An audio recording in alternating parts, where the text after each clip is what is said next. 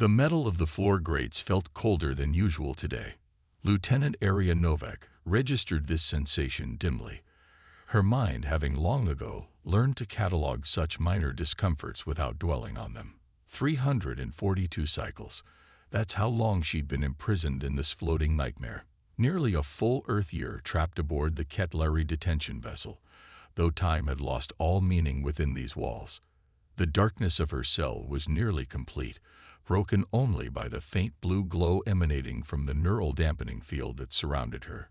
It hummed constantly, the sound having become so familiar that silence would have felt wrong. The field did more than just confine her body. It limited her thoughts, narrowing her consciousness to prevent escape through the one means that Ketleri truly feared, the human mind. Arya pulled her knees closer to her chest, conserving what little body heat she could in the perpetually chilled atmosphere the aliens preferred. She'd been captured during a routine exploratory mission to the outer reaches of the Epsilon sector. Her small research vessel had been no match for the massive Ketleri warship that appeared without warning, materializing through what the aliens called a fold in space. Specimen 117, prepare for examination, a disembodied voice announced in that strange, multi-toned way that Ketleri spoke, as if three beings were talking at once, their words overlapping in a discordant chorus. Arya didn't move. She'd learned that resistance just made things worse, but immediate compliance gave her captors one less excuse to punish her. Still, she allowed herself this small rebellion, making them wait a few extra seconds before acknowledging their command. The door to her cell dissolved rather than opened. Ketleri technology manipulated matter at a molecular level, something humanity had theorized but never achieved. Two guards entered, their elongated limbs moving with an unsettling fluidity that still made her stomach turn. Their skin shimmered with a metallic iridescence under the harsh corridor lighting, and their four eyes, positioned in a diamond pattern on their faces, blinked out of sync as they regarded her. "Stand, human," the taller one commanded. Arya rose slowly, conserving energy. The neural dampening field weakened temporarily to allow her movement, and for a brief moment, her thoughts cleared. These fleeting moments of clarity had become precious to her. Windows of opportunity to remember who she was before captivity had started to erode her sense of self. As they led her down the corridor, past cells containing other specimens from across the galaxy, Arya felt the familiar weight of despair pressing down on her. The Ketleri were methodical in their cruelty, extracting information and conducting experiments with clinical detachment. They were particularly interested in humans, fascinated by mankind's adaptive capabilities and emotional responses. "Your species continues to puzzle us," the chief examiner had told her during an earlier session. "Your biological makeup is unremarkable, yet your cognitive resistance exceeds all projections." What the aliens couldn't understand was that human resilience didn't stem from superior biology or intelligence. It came from something they couldn't quantify. Hope, even when hope seemed irrational. Even when hope hurt more than surrender would. But after 342 cycles, Arya's hope had nearly flickered out. The examination chamber was blindingly bright compared to her cell. The walls curved upward to form a dome, covered in instruments that resembled nothing from human technology. At the center stood the examination table, a platform that could reconfigure itself to accommodate any life form. Arya had spent countless hours strapped to that table, her mind and body probed in ways that made her wish for death. "Today's procedure will assess your species' neurological response to prolonged isolation," explained the examiner, a higher-ranking Ketleri whose skin bore elaborate patterns denoting their status. Previous subjects expired before meaningful data could be collected. Previous subjects, other humans. Arya closed her eyes briefly, sending a silent apology to her fellow captives who hadn't survived. When she opened them again, her gaze fell on something unusual. A new technician operating one of the monitoring stations. Unlike the others, this one's movements seemed slightly off, almost hesitant. As the guards secured her to the table, Arya found herself watching this technician, with growing curiosity. There was something in the way they handled the equipment, a deliberateness that seemed out of place among the naturally fluid motions of the Ketlari. The examination began, and pain lanced through Aria's body as the neural probes activated. She gritted her teeth, having learned long ago that screaming only intensified their curiosity. Through tears blurring her vision, she noticed the new technician moving closer to her station, adjusting controls when the others were occupied. The pain suddenly diminished, not completely, but noticeably. Aria blinked in confusion. This had never happened before. The examiner seemed unaware, continuing to record observations in their strange, clicking language. Then it happened. The technician looked directly at her, and for the briefest moment, Aria saw something impossible. Beneath the iridescent Ketlari features, engineered through some advanced camouflage technology, were unmistakably human eyes. Her heart thundered so loudly, she was certain everyone could hear it. The human, for she was now certain that's what they were, gave a nearly imperceptible nod before returning to their station. Aria kept her expression neutral through sheer force of will, even as her mind raced. Humans had found her. Someone knew she was here. Against all odds, against the vastness of space and the technological superiority of her captors, her people had located this vessel and infiltrated it. For the first time in 342 cycles, true hope kindled within her chest, dangerous, painful hope that threatened to overwhelm her carefully constructed emotional defenses. The examination continued for what seemed like hours, but Aria barely registered the discomfort. Her attention remained fixed on the disguised human, watching for any clue about what would happen next. Occasionally, when no one was looking, they would adjust settings on the equipment, minimizing her pain without raising suspicion. When the procedure finally ended, Aria was returned to her cell. As the guards departed, one of them paused and leaned closer than protocol permitted. 3 shifts, they whispered, the voice no longer carrying the multi-toned quality of Ketlari speech. Be ready. Then they were gone, leaving Aria alone with a dangerous seed of hope planted firmly in her heart. 3 shifts, roughly equivalent to 36 Earth hours.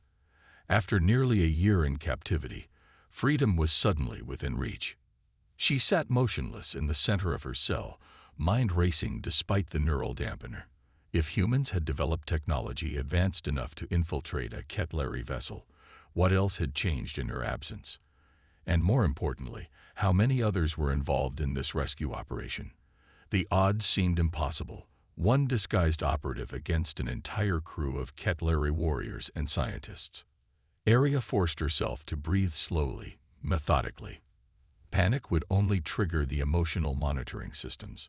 Whoever this person was, they had risked everything to find her. She wouldn't waste this chance by falling apart now. 3 shifts, 36 hours. Somewhere beyond her cell, beyond the cold metal and alien technology, someone was fighting to free her. Someone hadn't forgotten. And for now, that knowledge would have to be enough. Aria forced herself to maintain her routine, knowing any deviation might alert her captors. She performed the minimal exercises permitted in her confined space, stretches and controlled movements designed to prevent muscle atrophy. The Ketlari weren't interested in specimens too weak to provide useful data. Their cruelty was calculated, never allowing her to deteriorate beyond recovery. Sleep wouldn't come. Thoughts of rescue consumed her, memories surfacing that she'd deliberately buried to maintain sanity. She remembered the day of her capture with sudden, painful clarity. The research vessel Horizon had been mapping anomalies in the Epsilon sector. Routine work, nothing that should have attracted attention. Captain Reynolds had been complaining about the quality of coffee in the mess hall. Dr. Patel had been excitedly analyzing unusual radiation patterns. Just ordinary people doing their jobs, unaware that everything was about to change. The Ketlari ship appeared without warning. One moment empty space, the next a massive vessel looming before them, its surface rippling like liquid metal despite its enormous size. Unknown vessel approaching. Aria had announced from her station, struggling to get sensor readings. configuration doesn't match any known species. Reynolds had tried hailing them, following first contact protocols. The Ketlari responded with a targeted energy pulse that disabled the Horizon systems in seconds. The boarding happened so quickly they barely had time to react. Arya remembered the hiss of their breathing apparatus as they moved through the ship, the strange clicking language as they communicated with each other. She remembered watching helplessly as her crewmates were systematically stunned and sorted. Some taken, others simply discarded, their bodies ejected into space when deemed unsuitable for study. 10 crew members, only 3 taken prisoner. The rest murdered with clinical indifference. Arya pressed her palms against her eyes, forcing the memories away. Dwelling on the past wouldn't help her now. She needed to focus on what little information she had and prepare for whatever might come. Who was this disguised human? How had they found her? Earth's technology had been laughably primitive compared to the Ketlari when she'd been captured. Had mankind made such tremendous advances in a single year? Or had they formed alliances with other species capable of challenging the Ketlari? The cycle lights dimmed, signaling night phase. Arya lay down on her narrow sleeping platform, staring up at the ceiling. 1 shift down. 2 more to go. Commander Thomas Reed stood motionless as the senior researcher applied adjustments to his camouflage suit, fighting the instinct to flinch as cold appendages brushed against his skin. "Remember," Lieutenant Zhang whispered from the adjacent preparation chamber, where she was undergoing similar modifications. Minimal communications. The vocal modulators can't perfectly replicate their harmonic patterns for extended conversations. Reed gave a slight nod. After 6 months of intensive training, they all knew the limitations of their technology. The biomimetic suits were revolutionary, but far from perfect. They could only maintain full camouflage for 72 hours before molecular degradation began. The mission parameters allowed no margin for error. "Tell me again what you saw," Reed said quietly as the technician moved away temporarily. "It's definitely her," Zhang replied. "Prisoner designation 117. They've kept her isolated from the other human captives. Based on my access to their research logs, she's undergone more extensive testing than the others. Why? She's resistant. Their reports show frustration with her continued psychological resilience. Most human subjects break within 50 cycles. She's past 300. Reed felt a surge of pride. Lieutenant Novak had always been exceptional. Brilliant tactical mind, top of her class in stress resistance training. They'd served together briefly on an outpost near Jupiter before her assignment to the Horizon. He remembered her as quietly competent, with an unexpected dry wit that emerged once you earned her trust. He hadn't expected to find her alive. None of them had. The mission had been planned as a reconnaissance operation with secondary objectives to recover any surviving humans if possible. Finding Arya alive had shifted the priorities considerably. "The extraction team is in position," Zhang continued. "They've infiltrated the maintenance subsystems on level 4. Once we disable the neural dampening fields, we'll have approximately 8 minutes before security protocols detect the anomaly. And if they detect it sooner..." Zhang's expression remained neutral beneath her partially applied Ketlari features. "Then we move to contingency plan Omega. We get as many out as we can and make sure the Ketlari can't follow." Reed understood what remained unsaid. Omega meant destroying the ship, and possibly themselves with it, to protect Earth's location. The Equilibrium Treaty with the Arcturian Alliance had given humanity access to advanced technology, but they were still outmatched by the Ketlari. If their homeworld's coordinates were extracted from captured operatives, the consequences would be catastrophic. 2 more shifts, Reed murmured. "Then we bring our people home." The second examination was unexpected. Arya was retrieved from her cell, midway through what should have been a rest period. She felt a flutter of panic. Had they somehow detected the altered settings from the previous session? Had the disguised human been discovered? 4 guards escorted her this time, double the usual security. Something had changed. The examination chamber looked different. Additional equipment had been installed, And rather than the usual single examiner, 3 high-ranking Kettleri waited for her. Their skin patterns identified them as belonging to the scientific caste, but one more the distinctive markings of ship security. Specimen 117. The lead examiner addressed her. Your neurological patterns have shown anomalous variations since the last examination cycle. Arya kept her expression neutral. The procedures are painful. Perhaps you're finally breaking me. The security officer moved closer, 4 eyes blinking in their unsettling rhythm. Your species uses deception as a survival mechanism. We have studied this extensively. Fear threatened to overwhelm her, but Arya forced herself to remain calm. Show nothing. Feel nothing. The neural monitors would detect any spike in emotional response. Or perhaps, she said, meeting the officer's gaze with deliberate steadiness, after 342 cycles of the same tests, my brain is simply becoming bored. A ripple passed through the observers, the Kettleri equivalent of surprise murmuring. Defiance at this stage of captivity was unusual, particularly when facing increased scrutiny. Secure the specimen, the lead examiner ordered. Full cognitive mapping procedure. Arya's stomach clenched.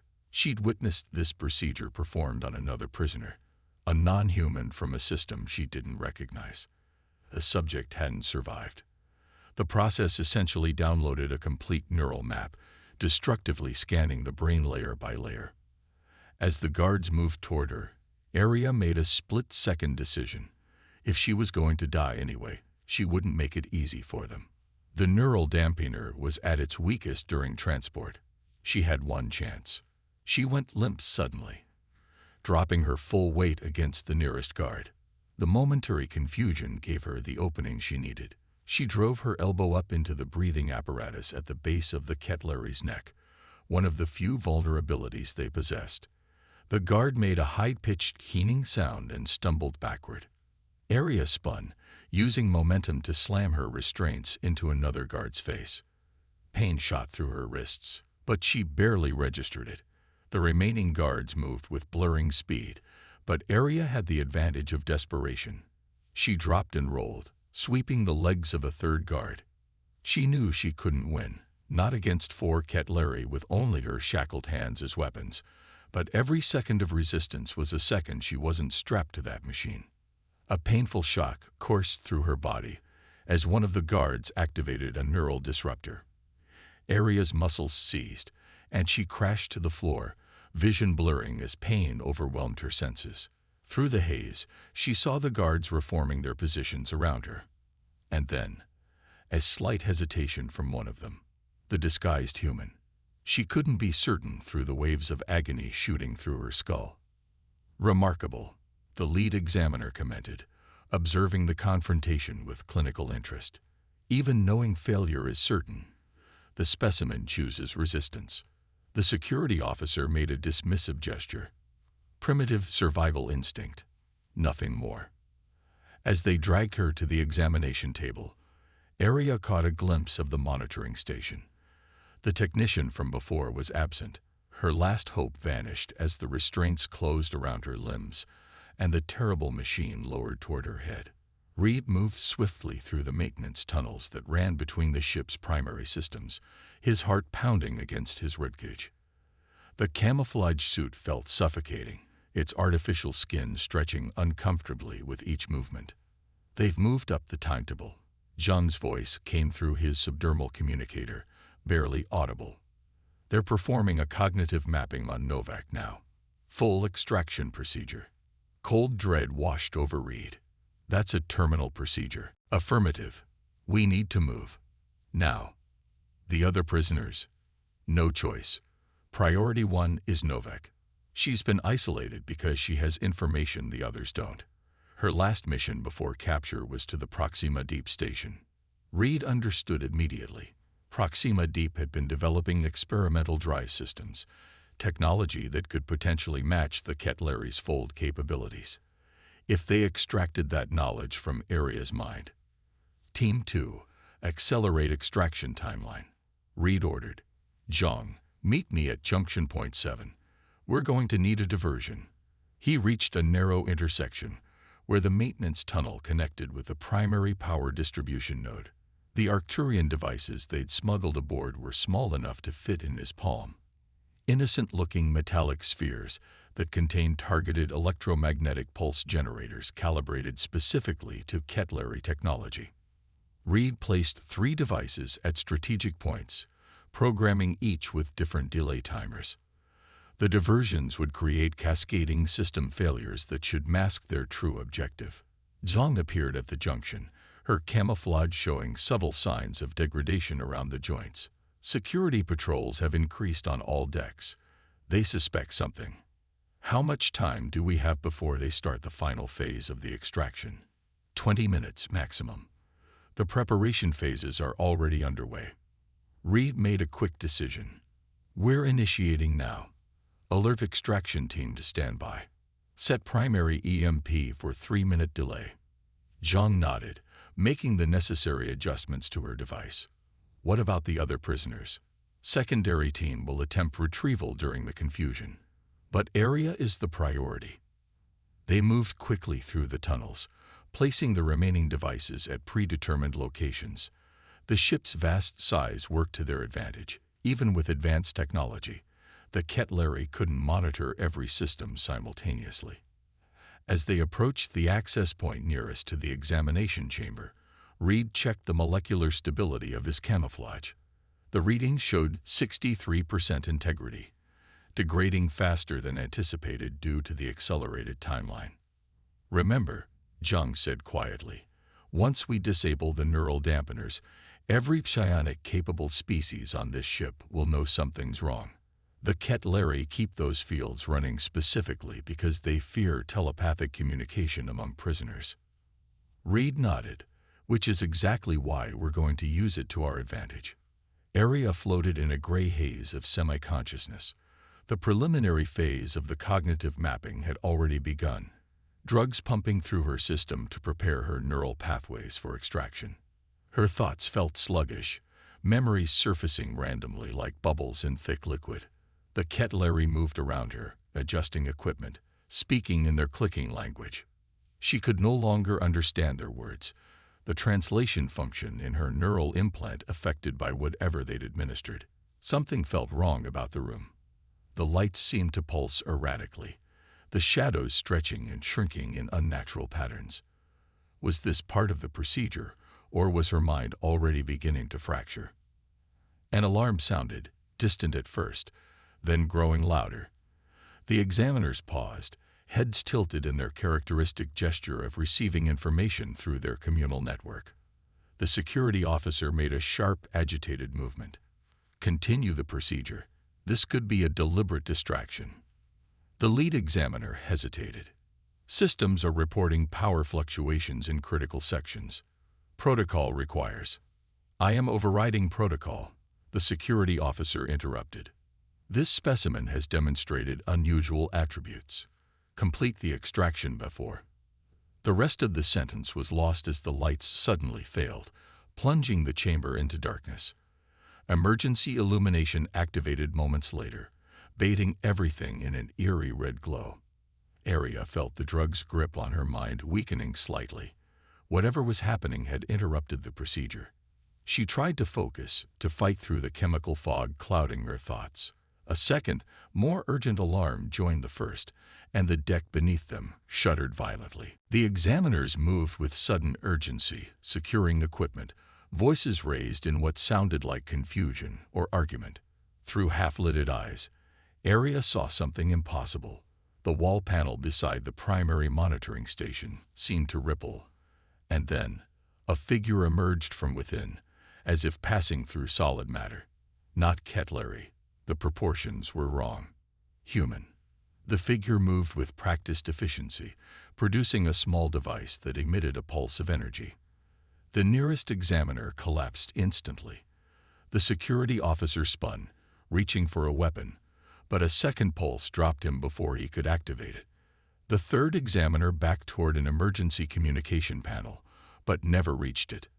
The human moved with startling speed, crossing the room and rendering the alien unconscious with some kind of contact weapon. In the sudden silence that followed, broken only by the continuing alarms, the figure approached Aria's examination table. As they drew closer, the Ketlari features of their camouflage suit seemed to waver and distort, revealing glimpses of the human face beneath. "Lieutenant Novak," a familiar voice said, fingers working quickly to disable the restraints. "I don't know if you remember me." "Commander Thomas Reed. We served together at Jupiter Station." Aria struggled to process what was happening, her drugged mind refusing to accept the reality before her. "Not possible," she managed to whisper. "Earth doesn't have this technology." "A lot has changed since you were taken," Reed replied, freeing her arms and moving to the leg restraints. "Earth isn't alone anymore." As the final restraint released, Aria tried to sit up, but found her muscles unresponsive. The drugs were still circulating in her system, paralyzing most voluntary movement. Reed seemed to understand immediately. He produced a small injector from a concealed compartment in his suit. "This will counteract the sedatives. It's going to hurt like hell, but we don't have time for gentler options." Before Aria could respond, he pressed the injector against her neck. Fire seemed to explode through her veins, racing from her throat to the tips of her fingers and toes. She would have screamed if her vocal cords had been working. Instead, a strangled gasp escaped her lips as sensation returned in a rush of agony. I know," Reed murmured, supporting her as she struggled to sit upright. "But we have about 5 minutes before this whole section is swarming with security teams, and I need you mobile." Aria forced herself to breathe through the pain, focusing on making her limbs respond. "The other prisoners," she managed to say, her voice sounding strange to her own ears. "We have a team working on that," Reed assured her. "But you're our primary objective. The Ketlari have been particularly interested in you, and we need to know why." Aria met his gaze, suddenly remembering exactly why she had been isolated from the other captives. "Proxima Deep," she whispered. "I know how the fold drive works." Reed's expression hardened at Aria's words. "The fold drive. That's what they've been after this whole time." "Not just the theory," Aria said, her voice growing stronger as the counteragent continued to work through her system. "I was on the test team. I've seen it function. I know the calibration sequences." Reed helped her to her feet, steadying her as she swayed. "That explains why they kept you isolated. Can you walk?" Aria took a tentative step, then another. Her muscles screamed in protest, but responded. "I'll manage. What's the extraction plan?" "Through the maintenance tunnels to the secondary hangar. We have a modified shuttle with Arcturian cloaking technology. The EMPs should keep their sensors blind for about 15 minutes. As if on cue, another explosion rocked the ship, more violent than the first. The emergency lights flickered, then stabilized. "That wasn't us," Reed said, his hand moving to a concealed weapon. "Zhang, report." A voice responded through his communicator. Secondary team initiated their extraction. They freed 23 prisoners from the holding cells on Level 3. Ketlari security forces are converging on their position. "The diversion we needed," Reed muttered. "Come on. We move now." He guided Aria toward the wall panel he'd emerged from earlier. Up close, she could see it wasn't solid at all, but a sophisticated holographic projection concealing the narrow access tunnel. "Phase-shifted maintenance corridors," Reed explained, helping her through. "The Arcturians discovered the Ketlari used them for quick access throughout their ships. They exist slightly out of sync with normal space, invisible unless you know exactly what to look for." The tunnel was cramped and dimly lit, forcing them to move in a half-crouch. Aria felt her strength returning gradually, though her thoughts remained somewhat muddled from the drugs. "How did you find me?" she asked as they navigated a junction. The horizon was destroyed. Everyone was presumed dead. Reed paused at an intersection, checking a small device that displayed a 3-dimensional map of their route. 6 months ago, an Arcturian deep space monitoring post picked up an automated distress beacon. Old Earth technology, buried in the debris field where the horizon was lost. It contained fragmented sensor logs of your encounter with the Ketleri. They continued moving, the sounds of alarms growing more distant. The Arcturians had encountered them before, lost several colonies to their specimen collection raids.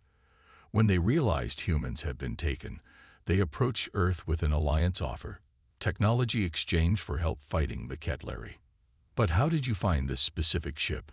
There must be hundreds in their fleet. Reed's expression darkened. We captured one of their scout vessels. The pilot lasted 3 days under interrogation before dying. Gave us enough to track their patrol patterns, identify their research vessels. Took us another 3 months of searching to find this one.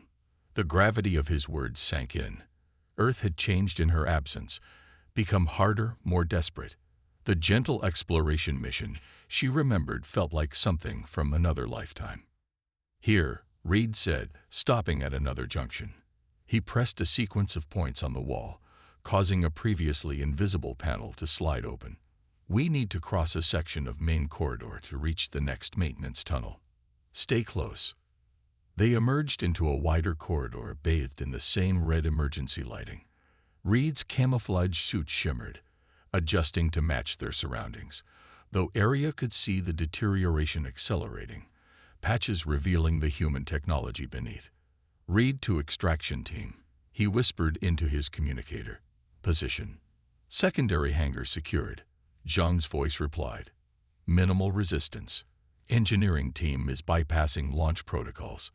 We need 10 minutes. We may not have 10. Reed froze mid-sentence as the sound of rapidly approaching footsteps echoed from around the corner. He pulled Arya into a recessed doorway, his body shielding hers as a squad of 6 Ketleri security officers raced past, weapons drawn. They know, Arya whispered once they'd passed. They figured out what's happening. Reed nodded grimly. Time for Plan B. He reached into a compartment in his suit and removed a small device. Emergency transponder. If we get separated, activate it. The extraction team will find you.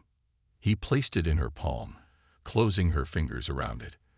The simple human gesture, skin against skin, nearly undid her. After a year of clinical alien contact, the warmth of another human's touch was overwhelming.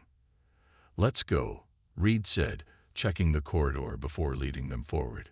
2 more junctions, then we're at the secondary maintenance shaft that leads directly to the hangar. They moved as quickly as Arya's recovering body would allow. The ship continued to shudder periodically, distant explosions suggesting the battle was spreading throughout the vessel. The other prisoners, Arya said between labored breaths. You said your team freed them. As many as they could reach. The priority was the human captives, but they wouldn't leave the others behind. The Ketleri aren't exactly popular in this sector of space. A sudden, deafening alarm blared through the corridor, different from the previous warnings. The lights shifted from red to a pulsing purple. That's not good, Reed muttered, picking up their pace. Ship-wide lockdown. Their ceiling sections. They rounded a corner and found their path blocked by a massive security door slowly descending from the ceiling. Without hesitation, Reed pushed Arya forward. Go. I'll be right behind you. Arya ducked under the descending barrier, rolling to the other side. She turned back in time to see Reed drop and slide beneath it, clearing the gap with seconds to spare before it sealed with a resonant thud. That was close, she breathed, helping him to his feet. Reed checked his map again. Too close. They're trying to trap us between security zones. He tapped his communicator. Zhang, we're encountering lockdown protocols. Status on the shuttle. Static answered him. He tried again, adjusting settings, but the result was the same. They're jamming communications, Arya realized. That's basic Ketleri containment procedure. Reed's expression hardened. Then we do this the hard way. He drew a compact weapon from his suit, one Arya didn't recognize. Stay behind me. We're going to have to fight our way through. They moved cautiously down the corridor, every sense alert for danger. The ship felt different now. The usual background hum of systems replaced by an eerie silence broken only by the continuing alarms. As they approached the next junction, a strange vibration passed through the deck plating beneath their feet. Reed held up a hand, signaling Area to stop. "Do you feel that?" She nodded. "The drive systems are powering up. They're preparing for a fold jump. Can they do that with all the damage we've caused?" "If they've isolated the affected systems, yes." Area's mind raced through the implications. "If they jump while we're still aboard, we lose our extraction window," Reed finished grimly, "and Earth loses its chance to understand their technology." The vibrations intensified. Area remembered enough from her captivity to recognize the sequence. "We have maybe 10 minutes before the fold drive reaches critical threshold." Reed made a quick decision. "New plan. We need to reach the drive control room. Can you disable it?" "Possibly. But it's going to be the most heavily guarded section of the ship right now." "No choice. If they complete that jump, we lose everything." He handed her his sidearm. "Remember how to use one of these." The weapon felt strange in Area's hand after so long. She checked the charge indicator, adjusted her grip. "Point and think. Neural interface targeting." "Good. Stay close." They abandoned stealth for speed, moving quickly toward the central core of the ship. As they traversed deeper levels, they encountered signs of battle, scorch marks on walls, disabled Ketlari security drones, even a few bodies. "Your team's been busy," Area commented, stepping over a fallen guard. "Not just my team," Reed replied, gesturing toward a security officer who'd clearly been killed by something other than human weapons. "Looks like some of those freed prisoners decided to join the fight." They'd reached a massive circular chamber with multiple levels visible above and below them, the central hub connecting the ship's primary systems. Bridges extended like spokes from a central platform, each leading to different sections. "Drive control is 3 levels down," Area said, recognizing their location from her forced tours of the ship during early interrogations. "There's a direct access lift on the far side." Reed surveyed the open space critically. "Too exposed. We'll be targeted the moment we step onto those bridges." As if to confirm his assessment, weapons fire erupted from an upper level, energy pulses striking the wall near them. They ducked behind a structural column as return fire came from somewhere below, clearly not Ketlari weapons. "Looks like the fight's already here," Reed observed. Through breaks in the energy exchanges, Area could see movement on multiple levels, Ketlari security forces engaging with what appeared to be escaped prisoners of various species. "We can use the chaos," she suggested. "Circle around through the maintenance levels again." Reed shook his head. "No time. The fold drive's already in pre-launch sequence. We need to move now." He tapped a sequence on his wrist controller. "I'm going to trigger our remaining EMP devices. The electromagnetic pulse should disrupt their weapons temporarily." "And our weapons too," Area pointed out. "That's why I'm giving you this." He removed a slender blade from his boot. Simple steel. Nothing technological about it. Sometimes the old ways work best. Area took the knife, its weight comforting in a primal way. After a year of helplessness, having any weapon felt like reclaiming a piece of her humanity. "On my mark," Reed said, finger poised over his controller. 3, 2, 1, mark. The lights throughout the chamber flickered and died as the EMP wave passed through the section. For several seconds, total darkness enveloped them. When the emergency lighting sputtered back to life, the weapons fire had ceased, replaced by shouted commands and confusion. "Now." Reed grabbed Area's arm, and they sprinted across the exposed bridge toward the central platform. All around them, similar movement erupted as fighters from both sides adjusted to the changed tactical situation.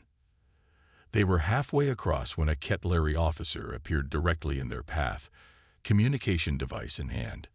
Area reacted without thinking, driving Reed's blade into the vulnerable breathing apparatus at the alien's neck. The officer collapsed with a gurgling sound that would haunt her later, if there was a later. Keep moving, Reed urged, pulling her forward as weapons began functioning again, energy pulses resuming their deadly dance throughout the chamber. They'd reached the central platform, ducking behind a control console as concentrated fire targeted their position. The fold drive vibrations had intensified, the deck now thrumming beneath them. "We're running out of time," Arya shouted over the cacophony of battle. Reed nodded, surveying their surroundings. The lift access was 20 meters away, across open ground now swept by enemy fire. "We need a distraction." As if answering his need, an explosion rocked the upper level. A section of walkway collapsed, bringing several Ketlari guards crashing down to their level. In the momentary confusion, a group of escaped prisoners burst through a side entrance, a mixed-species assault team armed with captured weapons. Among them, Arya recognized a familiar figure, Lieutenant Jung, her camouflage now completely abandoned, leading the charge with grim efficiency. "That works," Reed said with grim satisfaction. He activated his communicator, which was functioning again after the EMP's effects dissipated. "Zhang, drive control access. Cover us."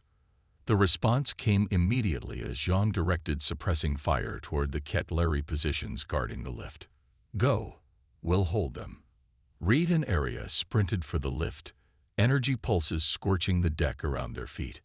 A strange calm descended over Arya as they ran, the clarity of absolute purpose driving out fear. After a year as a helpless specimen, she was fighting back.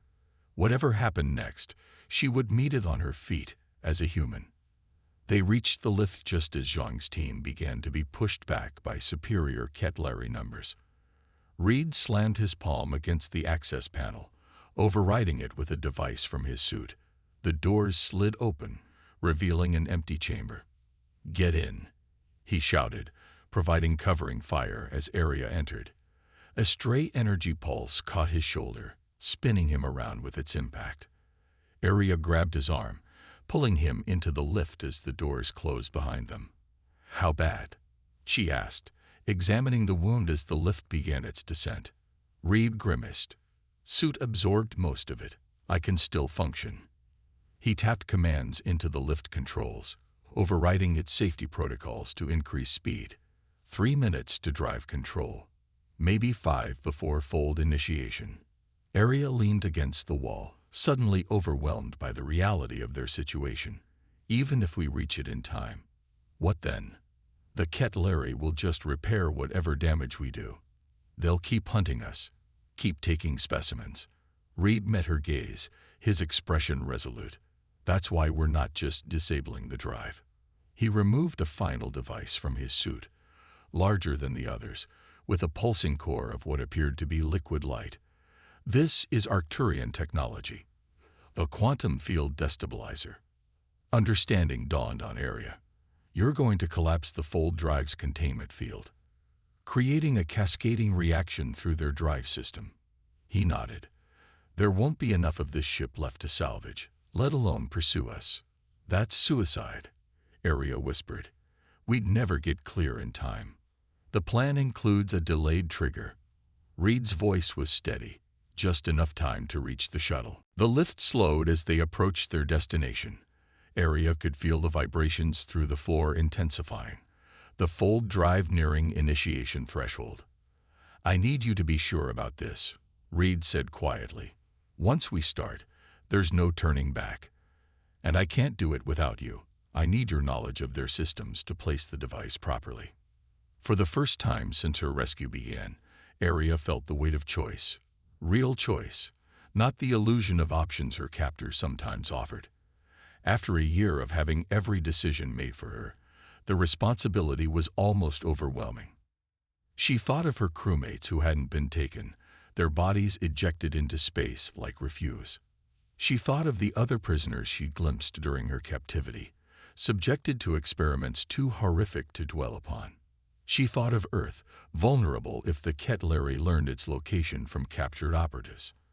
"I'm sure," she said finally, her voice finding strength. "Let's end this." The lift doors opened to reveal drive control, A cavernous chamber dominated by a pulsing crystalline structure that had to be the fold drive itself. HFY technicians worked frantically at surrounding stations, preparing for the jump. At the far end, a massive viewport revealed the stars beyond. Freedom. So close yet unreachable without passing through hell first. Reed met her eyes one last time. Ready? Aria took a deep breath, steadying herself for what was to come. Ready. Together, they stepped out of the lift and into chaos.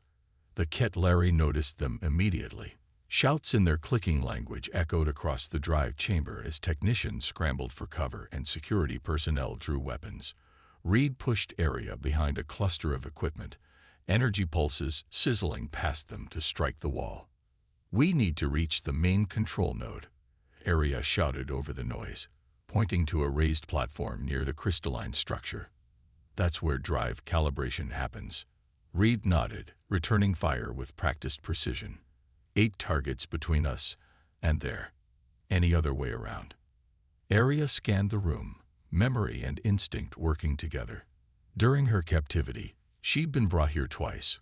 Once when they were extracting information about Earth's rudimentary fold experiments, and again when they wanted her to verify calculations.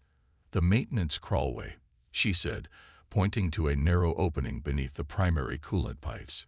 "It circles the chamber, leads to the platform from behind." A barrage of energy pulses forced them lower.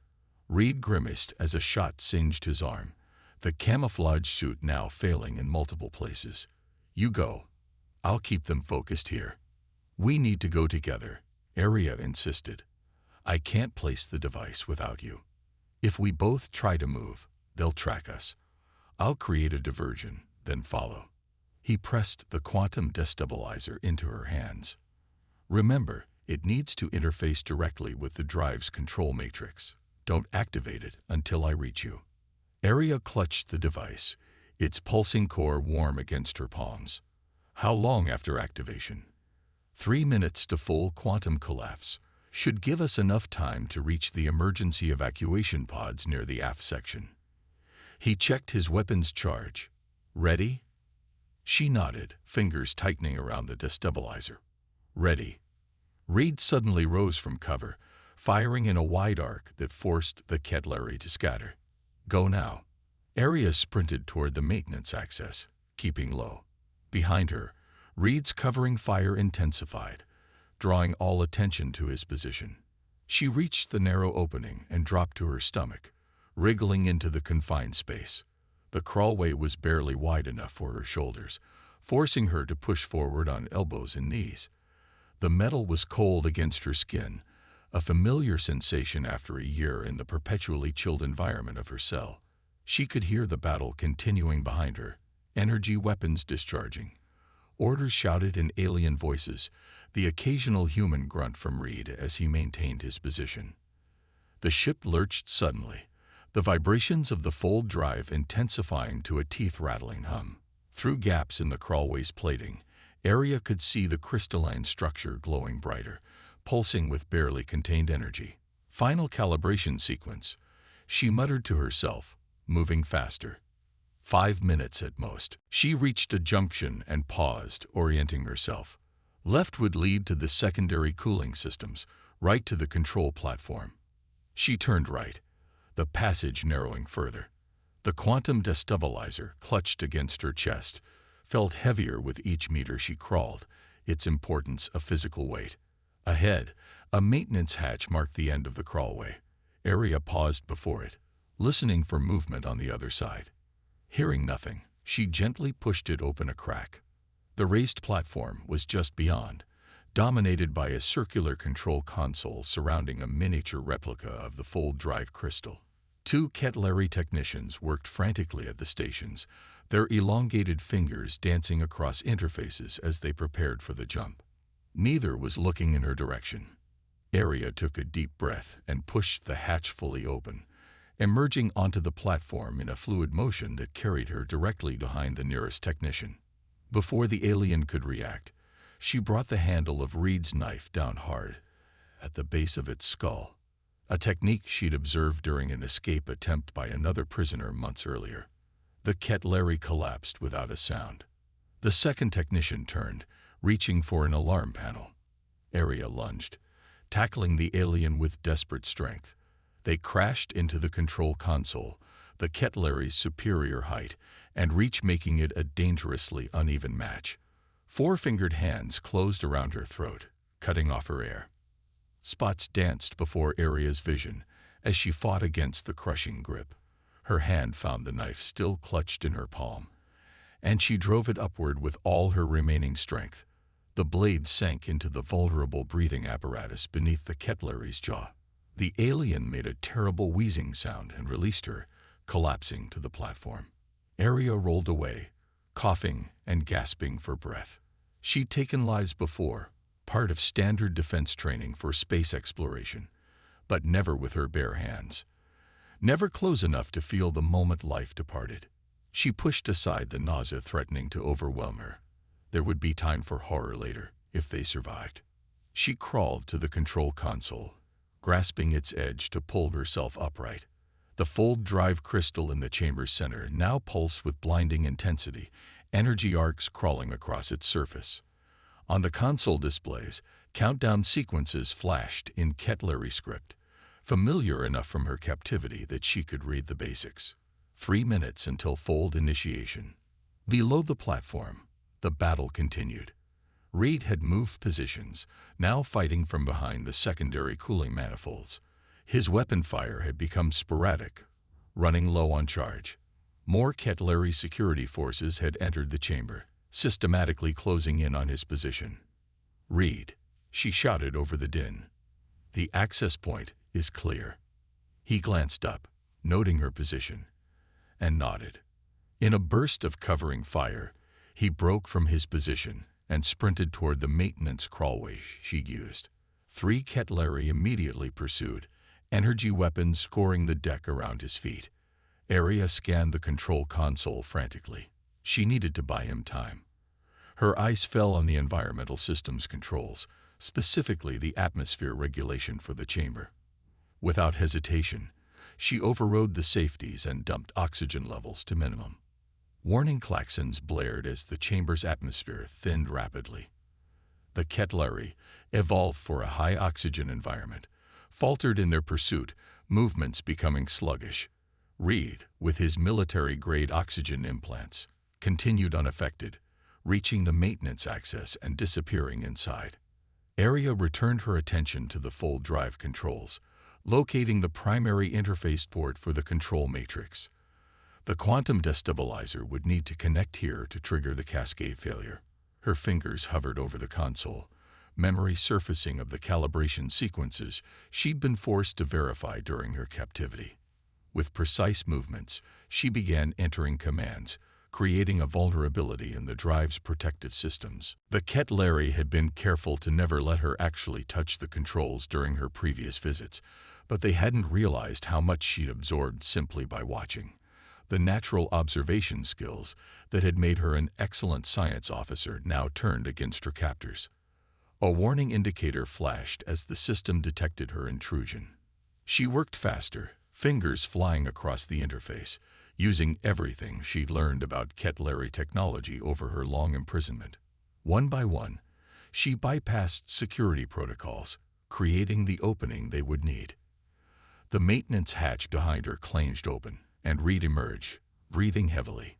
His camouflage suit had failed completely now, revealing the tactical gear beneath. Fresh burns marked his left side where an energy pulse had found its target. "Status?"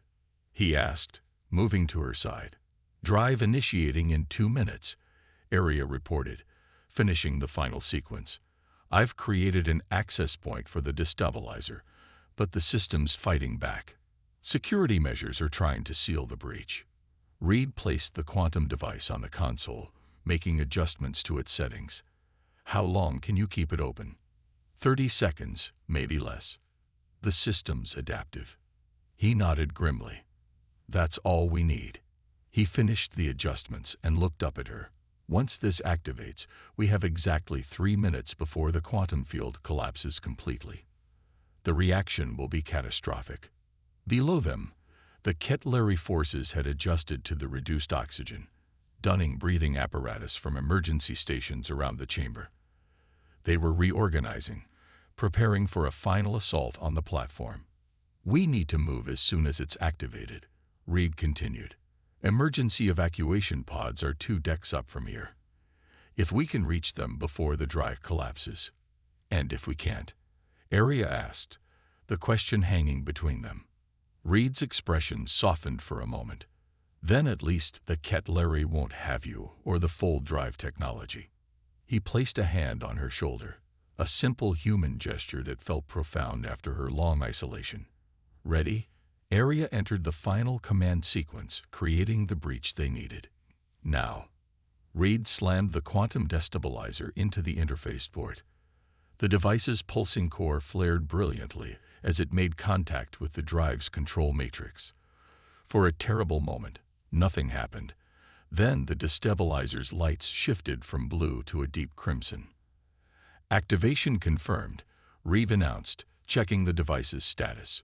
3 minutes to full quantum collapse.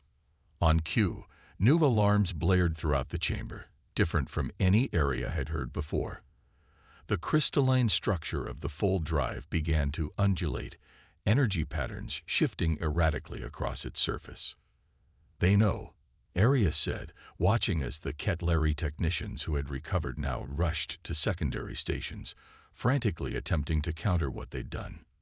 "Too late for them to stop it," Reed assured her, drawing his weapon. "The destabilizer works at the quantum level. Once initiated, the cascade is irreversible." The ship lurched violently, throwing them both against the console. Throughout the chamber, equipment sparked and failed as the quantum disruption began spreading beyond the drive itself. "Time to go." Reed helped Arya to her feet, the fastest route to the evacuation pods. "Maintenance shaft behind the primary coolant systems," she replied, pointing to a different access point than the one she'd used. "It connects directly to the upper decks." They descended from the platform, moving quickly through the chaos now enveloping the drive chamber. The Ketleri were in full retreat, abandoning their pursuit as the severity of the situation became apparent. Many were already fleeing toward emergency exits, self-preservation overriding all other priorities. As they reached the maintenance access, a final violent shudder ran through the ship. The full drive crystal fractured, a spiderweb of cracks spreading across its previously perfect surface. Energy discharges arsed wildly through the chamber, striking equipment and walls at random. "In. Now." Reed pushed Arya through the access hatch, following close behind, as a massive energy discharge obliterated the spot where they'd been standing moments before. The maintenance shaft was wider than the crawlway, allowing them to move at a run, hunched but upright. Emergency lighting flickered erratically, plunging them into darkness for heart-stopping seconds before sputtering back to life. "How much time?" Arya called over her shoulder as they raced through the narrow passage. Reed checked the countdown display on his wrist. "Just under 2 minutes. We need to move faster." The shaft inclined sharply upward, forcing them to scramble on all fours. Arya's muscles, still recovering from captivity, and the counteragent, screamed in protest. She pushed through the pain, focusing on the rhythm of movement, hand, knee, each bringing her closer to potential freedom. They reached a junction where the shaft split into 3 directions. Arya hesitated, momentarily disoriented. The ship's layout, once familiar from her forced tours during captivity, seemed suddenly alien under the stress of their flight. "Which way?" Reed demanded, checking his countdown again. 1 minute 40 seconds. Arya closed her eyes briefly, visualizing the ship's schematic. "Left. Left takes us to the auxiliary evacuation bay." They turned left, moving even faster now. The shaft narrowed, then widened as it approached a hatch marked with Ketleri emergency symbols. Reed reached it first, working the manual release mechanism. "Jammed," he grunted, straining against the handle. Arya joined him, adding her strength to his. The handle refused to budge. The quantum disruption, she realized. It's affecting the mechanical systems too. Reed drew back and slammed his boot against the release mechanism with all his strength. Once, twice, on the third impact, something gave way with a metallic screech. The hatch swung open, revealing the evacuation bay beyond. The cavernous space contained dozens of escape pods, sleek, teardrop-shaped vessels, designed to survive the catastrophic destruction of the main ship. Many were already gone, their docking clamps empty. Ketleri crew members scrambled to secure the remaining pods, the evacuation proceeding in surprising order despite the emergency. Reed and Arya crouched in the hatch opening, assessing the situation. "They're too focused on escaping to worry about us," he whispered. "But we'll be noticed the moment we step out there." Arya pointed to a section at the far end of the bay. "Those are different. Research vessel pods. Larger life support capacity for specimen transport. They'll have better range too," Reed agreed. "We need to reach them." The ship shuddered again, more violently than before. Throughout the bay, equipment sparked and failed as the quantum disruption spread inexorably through all systems. Several Ketleri were thrown off their feet, while others abandoned procedure entirely, rushing for the nearest available pods. "1 minute," Reed announced grimly. "Now or never." They emerged from the maintenance shaft and sprinted across the bay, keeping to the shadows where possible. Most of the Ketleri were too preoccupied with their own survival to notice two humans moving among them. Those who did glance their way seemed beyond caring, the hierarchical discipline of the species breaking down in the face of imminent destruction. They reached the research pods without incident. Reed quickly examined the nearest one, checking its systems. Powers still functioning. Life support intact. He triggered the entry hatch, which slid open with a hydraulic sigh. In. Arya climbed inside, finding a chamber designed to hold multiple specimens in various containment units. At the center was a control station clearly meant for a Ketleri operator. Reed followed her in, securing the hatch behind them. "Can you fly this thing?" Arya slid into the operator's position, studying the unfamiliar controls. "I've watched them do it. The basic principles should be similar to our own systems." "Should be." Reed raised an eyebrow. "It's that or stay here and die with the ship." Arya's fingers moved across the interface, activating systems. The pod hummed to life around them, displays illuminating with Ketleri script. Reed checked his countdown again. 40 seconds to quantum collapse. Arya found the launch sequence and initiated it. Warning indicators flashed across the console, automated systems detecting that proper procedures weren't being followed. She bypassed them ruthlessly, forcing the system to comply. "Launch clamps disengaging," she announced as mechanical sounds echoed around the pod. "Preparing for ejection." Through the pod's viewport, they could see the evacuation bay dissolving into chaos. The quantum disruption had reached critical systems, causing catastrophic failures throughout the section. Structural supports began to buckle, massive metal beams crashing down onto the bay floor. Ketleri who hadn't yet secured pods were crushed or thrown aside by the collapsing architecture. 30 seconds, Reed reported, strapping himself into one of the specimen restraint systems repurposed as a passenger seat. The pod shuddered as the ejection system activated. For a heart-stopping moment, nothing happened. Then they were moving, sliding along the launch rails toward the exterior hull ports. 25 seconds. The bay behind them was fully engulfed in chaos now, structural integrity failing completely. A massive section of ceiling collapsed, crushing several occupied pods still waiting for launch clearance. Emergency force fields failed, exposing sections of the bay to open space. Ketleri bodies were pulled into the vacuum, their silent screams visible through the viewport as they receded into darkness. 20 seconds. The pod reached the exterior hull port. Massive doors slid open, revealing the star-filled blackness beyond. For the first time in nearly a year, Arya saw true space, not filtered through the viewports of her prison, but real, open, infinite space. Freedom was literally seconds away. The pod's ejection system fired, launching them clear of the ship. The sudden acceleration pushed them back into their seats as they shot away from the massive capillary vessel. Through the viewport, they watched it recede, still intact but visibly degrading, energy discharges dancing across its hull as the quantum disruption approached its climax. 15 seconds, Reed announced. "We need more distance."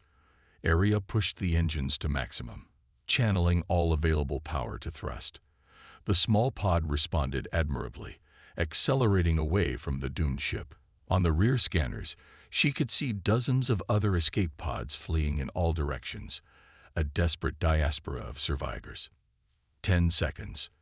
The Ketleri ship was now visibly breaking apart, massive sections of hull plating tearing away as the quantum destabilization reached critical mass. The fold drive at its heart, once the pride of their technological superiority, had become the instrument of its destruction. 5 seconds. Reed moved to Aria's side, both of them watching the ship through the viewport.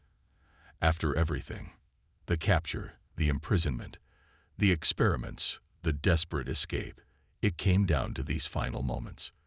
Whether they survived the imminent explosion remained to be seen, but the Ketleri research vessel that had been Aria's prison for nearly a year was doomed. 3. Aria felt Reed's hand close around hers. A simple human connection in the face of cosmic destruction. 2.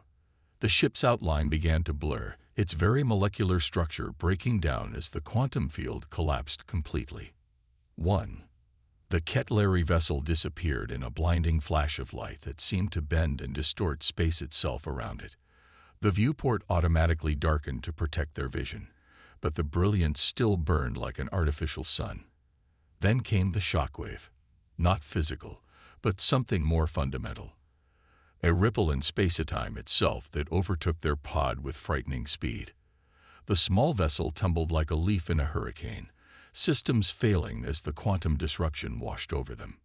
Aria was thrown from her seat despite the restraints, colliding painfully with the bulkhead. Emergency lighting flickered on as primary power failed completely.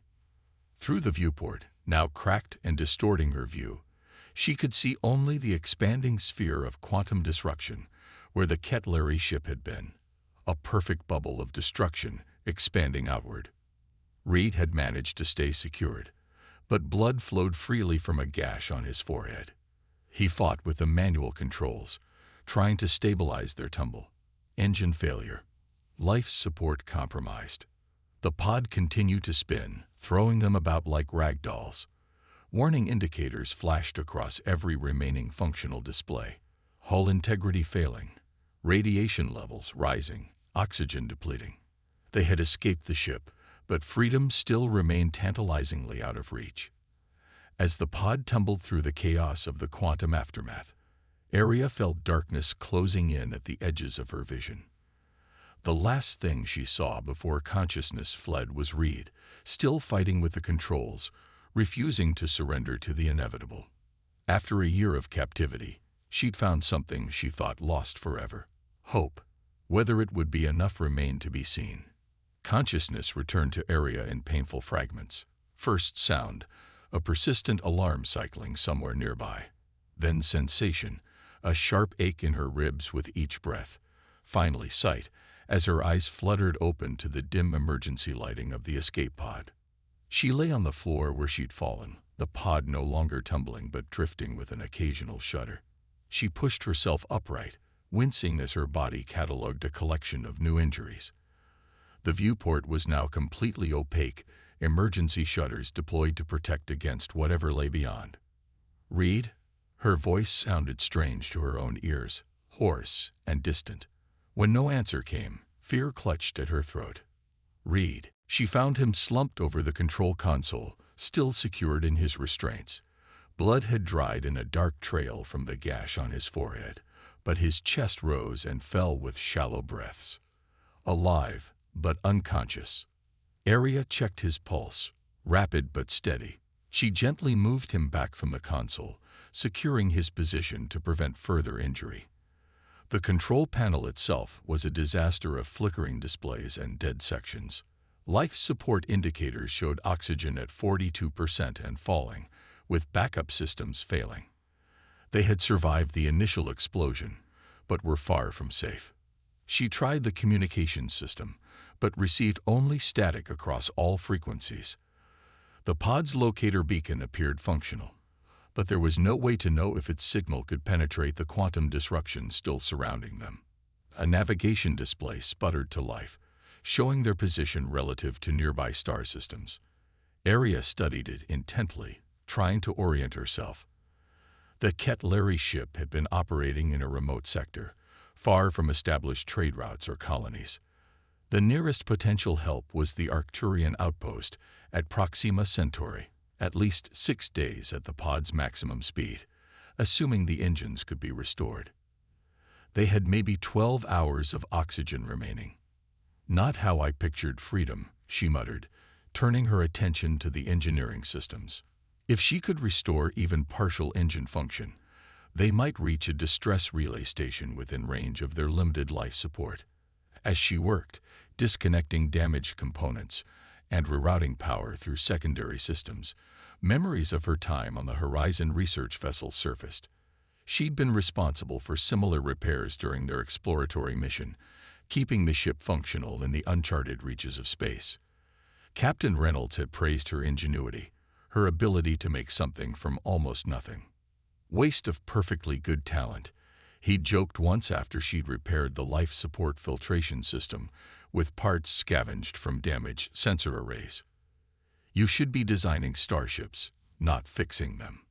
The memory brought unexpected tears to her eyes. Reynolds was gone, most likely one of those whose bodies had been callously ejected into space when deemed unsuitable for Ketleri research. She brushed the tears away angrily. Now wasn't the time for grief.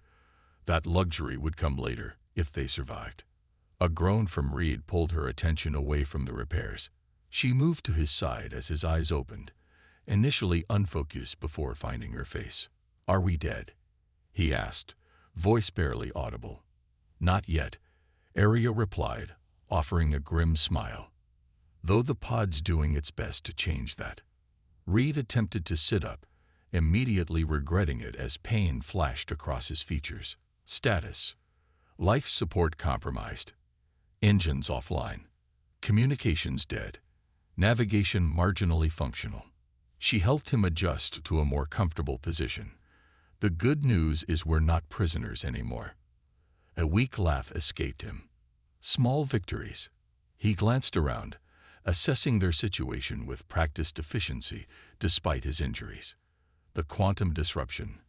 "We're clear of the immediate blast radius, but I think we're still within the affected zone. Sensors show unusual energy patterns surrounding us." She returned to the engineering console. "I'm trying to restore enough engine power to reach a relay station." Reed nodded, fumbling at a compartment on his tactical gear.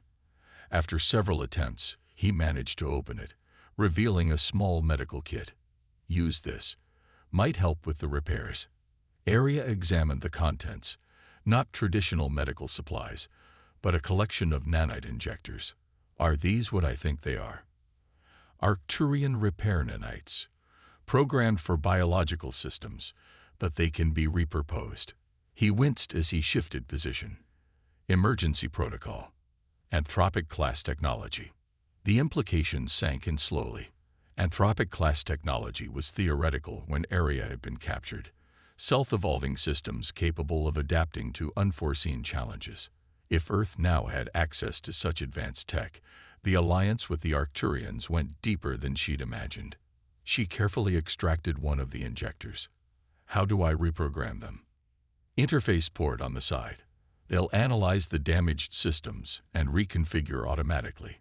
Reed's voice was growing weaker, the effort of speaking clearly taxing his remaining strength. "Just point them in the right direction." Arya connected the injector to the primary engineering interface. The small display on the device illuminated, scrolling through diagnostic routines before settling on a simple message. "Adaptive reconfiguration, INITIED." She watched in fascination as the nanites deployed, a barely visible cloud of microscopic machines flowing from the injector into the damaged circuitry. On the engineering display, System status indicators began to change, not dramatically, but incrementally improving as the nanites identified and repaired critical failures. "It's working," she said, unable to keep the wonder from her voice. "Engine function at 12% and climbing." Reed smiled faintly. "Told you. Things changed while you were gone." His eyes drifted closed again, consciousness slipping away as his injuries and exhaustion claimed him. Arya checked his vital signs once more, still stable, but weaker than before. He needed proper medical attention soon. She turned back to the controls, redirecting the nanites to prioritize life support and propulsion. If they could reach 30% engine capacity, they might be able to limp to the relay station at Ta Sigma. That would still take nearly 9 hours, cutting it close with their remaining oxygen, but possible. As she worked, the pod drifted through the quantum aftermath of the Ketleri ship's destruction. Through a small monitoring display, Arya could see the spectacle outside, a swirling maelstrom of energy where normal space had been distorted by the collapse of the fold drive. Debris from the ship spun through the chaos, occasionally colliding in silent, brilliant explosions. Somewhere out there were other escape pods, Ketleri survivors, and possibly freed prisoners from other species. The thought brought little comfort. Most would face the same dire situation. Damaged vessels with limited life support in a remote sector of space. Hours passed as Arya continued her work, occasionally checking on Reed, who remained unconscious but stable. The nanites performed beyond her expectations, gradually restoring crucial systems. Engine capacity reached 28%, then held steady, not ideal, but enough to give them a chance. She plotted a course for the Ta Sigma relay, the navigation system confirming 9 hours and 20 minutes at their reduced speed. Life support showed 10 hours of oxygen remaining. A narrow margin, but workable if nothing else failed. Just as she prepared to engage the engines, an alert flashed on the sensor display. Something was approaching from within the quantum disruption field. A vessel, moving with purpose rather than drifting. Arya's heart sank. A Ketleri patrol ship. Had they already regrouped and begun searching for survivors, or specifically for her? She accessed the minimal weapons systems the pod contained, finding them completely non-functional. If it was the Ketleri, they had no means to fight back. The approaching vessel emerged from the energy field, becoming visible on the external monitors. Arya stared in confusion. Not Ketleri design. The configuration was completely unfamiliar. Smaller than the research vessel had been, but still substantial, with an unusual geometric arrangement that seemed to shift subtly as it moved. The communications array suddenly activated, a signal cutting through the interference that had blocked all previous attempts. Unidentified escape pod. This is Arcturian rescue vessel Ascendant. We are receiving your emergency beacon. Please respond if able. Arya lunged for the comm controls, her fingers trembling as she opened a channel. Ascendant, this is Lieutenant Arya Novak, Earth Space Command. We have 2 survivors aboard, 1 critically injured. Commander Thomas Reed of Earth Special Operations. A pause followed, then, Lieutenant Novak, stand by for retrieval. Maintain current position. Our sensors indicate your pod has sustained significant damage. Relief washed over her in a dizzying wave. She glanced at Reed's unconscious form. Ascendant, be advised we have limited life support and need immediate medical assistance. Understood, Lieutenant. Retrieval team deploying now. Estimated contact in 6 minutes. The Arcturian vessel moved closer, its unusual configuration becoming clearer. Unlike the aggressive, predatory lines of Ketleri ships, this craft had an organic quality, as though it had grown rather than been built. A smaller craft detached from its underside, moving swiftly toward their position. Arya watched its approach with a mixture of hope and caution. She knew little about the Arcturians beyond what Reed had told her, that they had formed an alliance with Earth after learning of the Ketleri abductions. What kind of beings were they? Would their medical technology be compatible with human physiology? As the retrieval craft neared, she could see it was essentially transparent, its hull composed of some crystalline material that bent light in unusual ways. Within, figures moved. Not human, their proportions too elongated, movements too fluid. A soft tone indicated the retrieval craft had matched velocity with their pod. A moment later, the hull vibrated as something attached to their airlock. The external cameras showed an extending docking tube, sealing itself against their damaged hull with strange, flowing movements. The airlock indicators cycled from red to amber to green. Pressure equalized. Atmosphere compatible. Aria positioned herself between the airlock and Reed, unsure what to expect, but determined to protect her unconscious rescuer if necessary. The inner door slid open to reveal two beings that could only be Arcturians.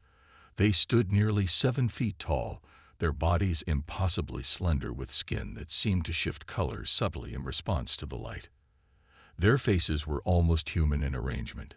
2 eyes, a nose-like structure, a mouth, but with proportions that suggested evolution on a world very different from Earth. Lieutenant Novak, the first one, said, its voice melodic and without accent. "I am Healer Thalen. This is Pilot Cyril. We've come to bring you home." Aria hesitated, years of training warring with her desperate situation. "Commander Reed needs immediate medical attention." Thalen moved forward, movements graceful despite the confines of the pod. "We are prepared for human physiology. The Alliance has given us full access to your medical databases." The Arcturian knelt beside Reed, removing what appeared to be a living device from a case at its side. The instrument pulsed with inner light as it passed over Reed's injuries. Thalen studied the readings, then looked up at Aria. "Multiple trauma, cerebral hemorrhaging, radiation exposure. He requires treatment aboard our main vessel." The Arcturian's expression was difficult to read, but its tone conveyed urgency. "We must move quickly." "Will he survive?" Aria asked, the question that had haunted her since finding him unconscious. "If we reach our medical bay within 30 minutes, yes." Thalen gestured to Cyril, who approached with what appeared to be a floating stretcher. "But first, you must permit us to examine you as well." Aria nodded, suddenly aware of how badly her own body ached. As Thalen's device passed over her, she watched Cyril carefully transfer Reed to the stretcher. The Arcturians handled him with unexpected gentleness, securing him for transport with movements that suggested experience with injured humans. "You have significant internal injuries," Thalen informed her, "and concerning levels of neural dampening compounds in your system. These will need to be purged before permanent damage occurs." "I can walk," Aria insisted, though her legs felt increasingly unsteady. "As you wish." The Arcturian inclined its head respectfully. "But we must go now." They proceeded through the airlock into the retrieval craft, Reed's stretcher floating ahead of them. Inside, the vessel was unlike anything Aria had seen. Control interfaces that seemed to be living tissue, viewports that adjusted transparency based on occupant positioning, lighting that emanated from the structure itself rather than discrete sources. As the craft detached from the pod and accelerated toward the main vessel, Aria watched their prison of the last several hours recede behind them. Like their year-long captivity aboard the Ketlari ship, it represented survival rather than living, something to be endured rather than experienced. The retrieval craft docked with the Ascendant, the transition so smooth Aria barely felt the connection establish. More Arcturians waited as the hatch opened, immediately taking charge of Reed's stretcher and moving with urgent purpose toward what she assumed was their medical facility. Thalen remained at her side as they followed. "Your commander will receive our most advanced treatment. The likelihood of full recovery is high." Aria nodded, fatigue suddenly crashing over her in overwhelming waves. The adrenaline that had sustained her through their escape was fading, leaving behind a bone-deep exhaustion that threatened to pull her into darkness. "And the Ketlari?" she asked, needing to know before she surrendered to treatment. "Are there other survivors? Other ships?" Thalen guided her onto a treatment platform that adjusted to her human form as she lay back. We have detected several escape pods containing Kettleri survivors. They are being monitored. Other Alliance vessels are searching for pods containing freed prisoners. Will they come back? The Kettleri. Her eyelids felt impossibly heavy as some unseen medical system began to work, a pleasant warmth spreading through her damaged body. The Arcturian's expression shifted to something that might have been determination, or perhaps something darker. The destruction of their research vessel has created a significant setback for their expansion in this sector. The Alliance will ensure they understand the cost of continuing such activities. As consciousness began to slip away, Arya caught glimpses through a viewport of the quantum disruption field, still swirling where the Kettleri ship had been, a graveyard marking the end of her imprisonment. Beyond it, stars stretched in infinite promise, each one representing a future now reclaimed. Freedom, she realized as darkness claimed her, wasn't just about escape. It was about possibility. And for the first time in over a year, her possibilities stretched before her, countless and unexplored. Arya awoke to the sound of water, a gentle, rhythmic lapping against a shore. For a moment, she thought she was dreaming. Water was precious aboard spacecraft, strictly rationed and recycled. The sound of so much of it, moving freely, belonged to Earth, not to the cold void of space. She opened her eyes to soft, ambient light filtering through what appeared to be living walls, surfaces that breathed and shifted with subtle patterns. The medical bay of the Arcturian vessel ascended. Memory returned in a rush. Their desperate escape, the pod's damage, the Arcturian rescue. "Read," she whispered, trying to sit up. Her body responded without the pain she expected, moving with surprising ease. "The commander is recovering well," a melodic voice answered. Healer Phelan approached from a nearby alcove, its tall form moving with that characteristic fluid grace. "As are you, Lieutenant Novak. Your physical injuries have been addressed, though the neural dampening compounds required more extensive treatment." Arya swung her legs over the edge of the treatment platform, testing her strength. She felt better than she had in months, the perpetual fatigue of captivity replaced by a vibrant energy that seemed to flow through her limbs. "How long have I been unconscious?" 42 hours, Phelan replied. "Your mind needed time to reset neural pathways after prolonged suppression. The Kettleri dampening technologies are particularly aggressive." Arya nodded, remembering the constant fog that had surrounded her thoughts during captivity. "Can I see him?" "Commander Reed." "Of course." The Arcturian gestured toward an adjoining chamber. "He regained consciousness yesterday. He has been quite persistent in asking about you." She followed Phelan through an archway that widened as they approached, the living architecture of the ship responding to their presence. In the adjacent room, Reed sat on the edge of his own treatment platform, talking with another Arcturian. When he saw Arya, he broke into a genuine smile, something she couldn't remember seeing during their fraught escape. "Lieutenant," he said, standing to greet her. "Good to see you, Vertical." The formal address couldn't mask the relief in his voice. Arya felt a similar emotion washing through her. Despite everything they'd been through together, Reed remained something of an enigma, the determined soldier who had risked everything to rescue her. Yet in this moment, they shared something profound. They were survivors. "Likewise, Commander." She glanced at the Arcturian he'd been speaking with. "Am I interrupting?" "Not at all," Reed assured her. "Ambassador Valoran was just bringing me up to speed on what's happened while we were unconscious."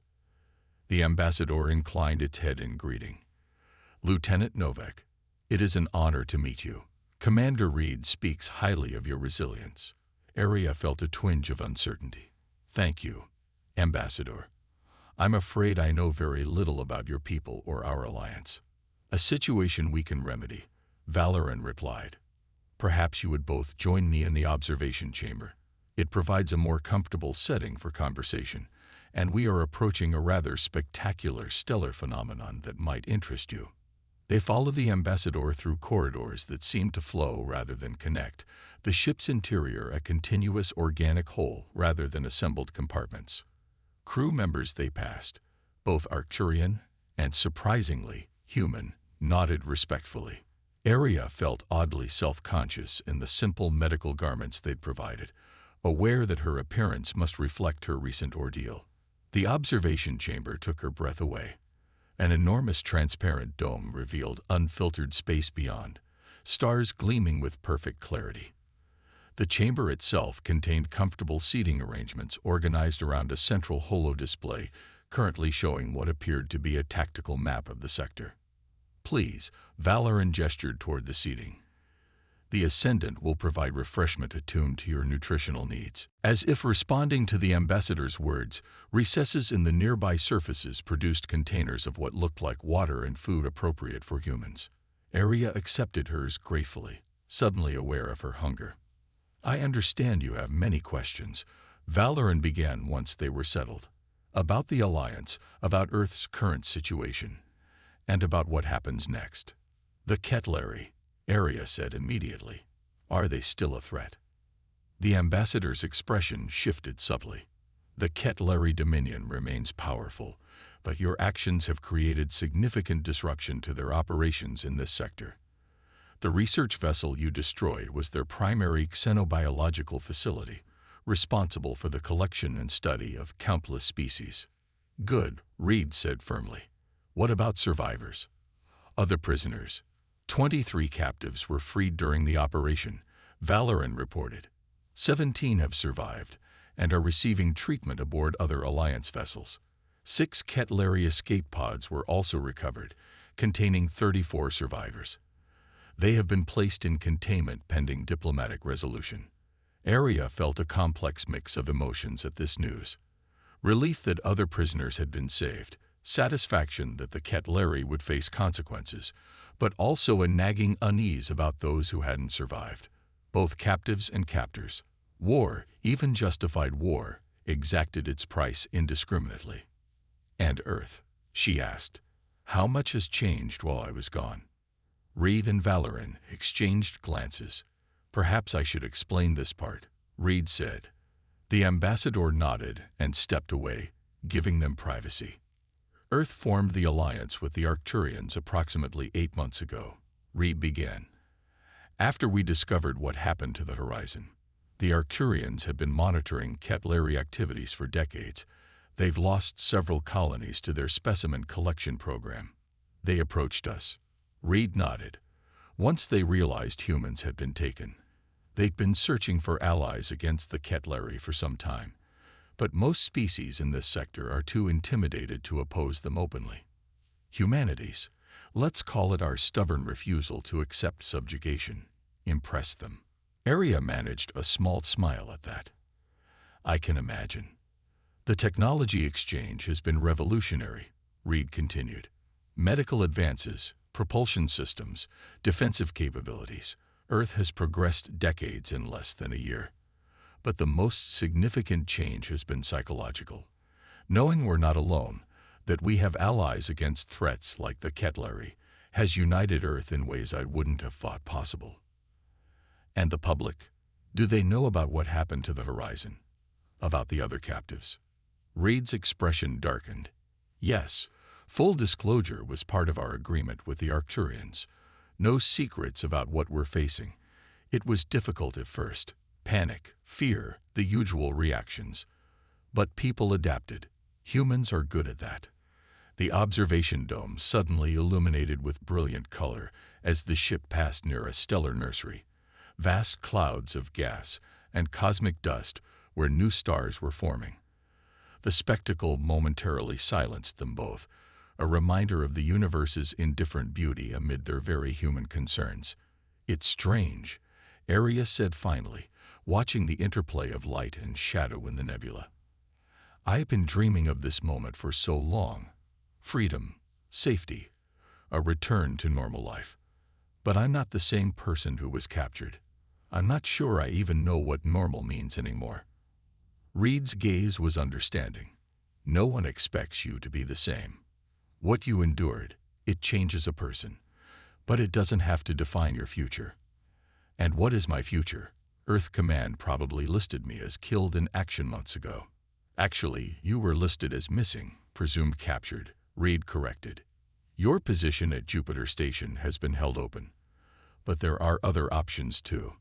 The Arcturian Science Academy has expressed interest in your knowledge of Ketleri technology, particularly the fold drive. And the Joint Earth-Arcturian Defense Initiative needs people with first-hand experience of the enemy. Aria considered this. A year ago, her ambitions had been focused on exploration, on pushing the boundaries of human knowledge. Now she possessed insights into an advanced alien civilization that had come at a terrible personal cost. Should she use that knowledge for defense, for science, or attempt to return to her previous path? I don't need to decide immediately, do I? No, Reed assured her. You'll have time. We're 3 weeks from Earth at our current speed. Plenty of time to consider your options. Ambassador Valoran approached again, sensing their conversation had reached a natural pause. I hope I'm not intruding, but there is one more matter to discuss. The Alliance Council has formally recognized your actions in destroying the Ketleri research vessel. Both of you will receive the Star of Valor, the first humans to be awarded our highest commendation. Reed straightened, clearly surprised by this honor.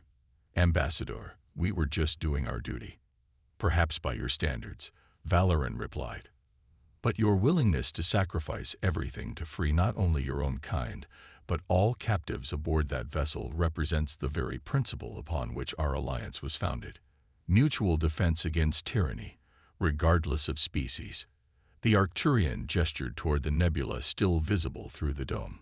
The Ketleri believe their technological superiority gives them the right to treat other sentient beings as specimens, objects for study and exploitation.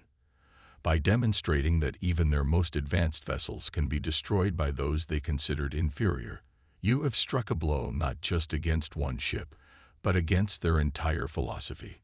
Aria wasn't entirely comfortable with this framing. I wasn't thinking about philosophical statements. I just wanted to be free, to prevent what happened to me from happening to others. The most profound statements often come from the simplest human desires, Valoran observed. Freedom, justice, compassion. These transcend species boundaries. They are the foundation of civilization itself. The conversation was interrupted by a young human officer entering the observation chamber. He saluted crisply. Commander Reed, Lieutenant Novak. The communications array has established contact with Earth Command. Admiral Chen requests to speak with you both as soon as possible. Reed nodded. We'll be right there. As the officer departed, he turned to Aria. Ready to tell Earth you're coming home? The question hung in the air between them, weighted with meaning beyond its simple words. Home. After captivity, after trauma, after transformation. What did that concept even mean now? Aria gazed once more at the stellar nursery, where destruction and creation existed in perfect balance. Stars died and were born again, their elements scattered and reformed in an endless cycle of renewal. Perhaps her own journey followed a similar pattern. What had been destroyed within her might yet be reborn into something new, something stronger. Yes, she said finally. I'm ready. They walked together toward the communications chamber, Reed matching his pace to hers. The Arcturian vessel hummed around them, alive in ways human ships were not, carrying them steadily toward Earth and whatever awaited them there. Aria thought of all the prisoners who hadn't survived, all those still held captive on other Ketleri vessels throughout the galaxy. Her ordeal was ending, but the larger battle was just beginning. The Alliance would need every advantage, every scrap of intelligence about their adversary. Her experience, painful as it had been, represented a valuable weapon in that fight. For the first time since her capture, Aria felt something beyond mere survival. She felt purpose. The Ketleri had taken a year of her life, subjected her to countless indignities, tried to break her spirit. Yet in the end, they had failed. She had endured.